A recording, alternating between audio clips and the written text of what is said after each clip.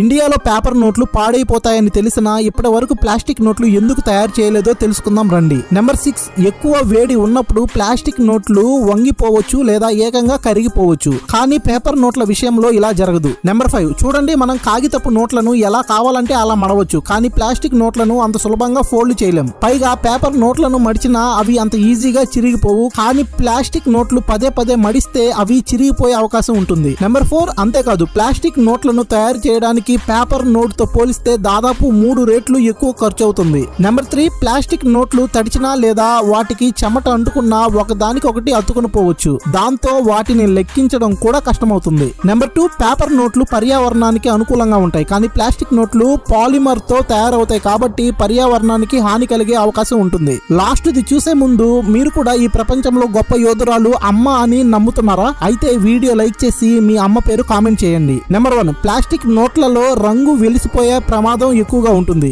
ఇప్పటికీ కొన్ని దేశాల్లో ఇలాంటి సమస్యలు ఎదురయ్యాయి.